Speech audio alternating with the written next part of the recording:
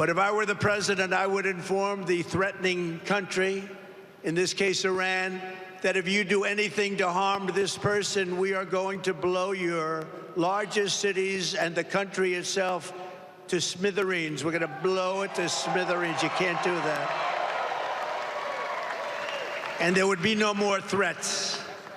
There would be no more threats. But right now, we don't have that leadership or the necessary people, the necessary leaders. We have two people, not one. We don't even know who our president is right now. Who is our president right now? We really don't know, but we have two people, not one, that only keep looking. And when you do that, when you just look, trouble always ensues. So it's big trouble for our country. Meanwhile, we have the president of Iran in our country this week. We have large security forces guarding him, and yet they're threatening our former president and the leading candidate to become the next president of the United States. Certainly a strange set of circumstances. Around the world, our enemies are desperate to prevent Donald Trump from returning to the White House because they know I will make America great again. They don't want that.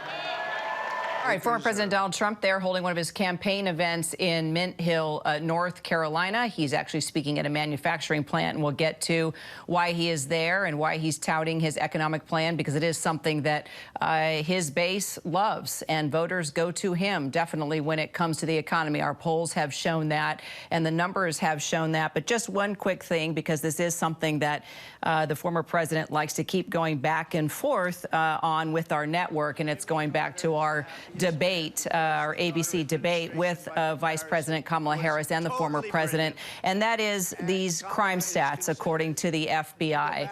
The former president, once again, naming our World News Tonight anchor David Muir, saying that he didn't get the crime stats correct during that part of the debate, but actually he did. And I just want to reiterate once again, murders in the United States were down 11.6% in 2023, and that is according to the statistics released by the FBI this week. All right, let's bring in our Elizabeth Schulze, also senior reporter Catherine Falders. So Elizabeth, let's get to the economy, because both the former president and VP Kamala Harris are pushing their economic plans this week. It's clearly a top concern for voters as we are approaching Election Day in, what, 41 days now, 40-plus days. He's at a manufacturing plant. He's been making the stops, talking about jobs. Yesterday it was taxes and tariffs. Today it's jobs at a manufacturing plant. So how's he doing when it comes to the economy and voters as of today?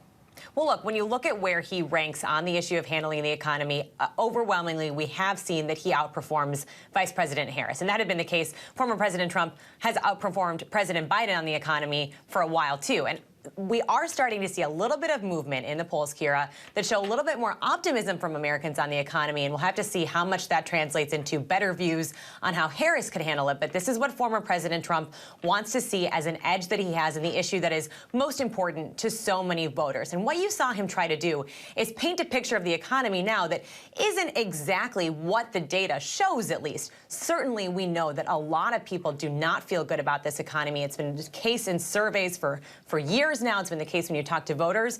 But former President Trump there was describing an economy that's doing really, really badly. And I think it is important to contrast that with the words of the Federal Reserve Chair last week, who said the economy is strong overall. And he pointed to the fact that we do have a low unemployment rate. We do have inflation cooling. But what the former president highlighted there was some of those weaker points when it comes to some of the weakness in the jobs market we've seen more recently. All right, and Catherine, interesting, he's supposed to be talking the economy, but he did bring up Iran, talking about these death threats, in addition to the assassination attempts that he experienced, and that he said that any acting president should threaten Iran and what did he say? Blow them up to smithereens if that Iran is threatening a former president. Clearly, we're not going to see that happen. But you can see that the former president is concerned about these death threats, and Iran has always been a country of concern here in the United States. Interesting that he did point out at the General Assembly in New York, the new president of Iran is there. And making a speech and is in our country, even with the looming threats that have been made against the former president. Yeah, exactly. Clearly something that the former president is focused on, and it comes after his campaign said in a statement yesterday that Trump received a briefing from the Office of the Director of National Intelligence from ODNI about the threats from Iran as it relates to ongoing attempts, he said, to assassinate him. What the ODNI said is all they would say was confirm that Trump did receive the briefing, but it does go to that larger narrative, of course, about Iran, that attempted assassination plot that we reported on previously from Iran. Of course, he mentioned the other two as well. We're not sure if they're connected, but again, it shows how it's on his mind as we know that Iran continues to attempt to meddle in the upcoming election.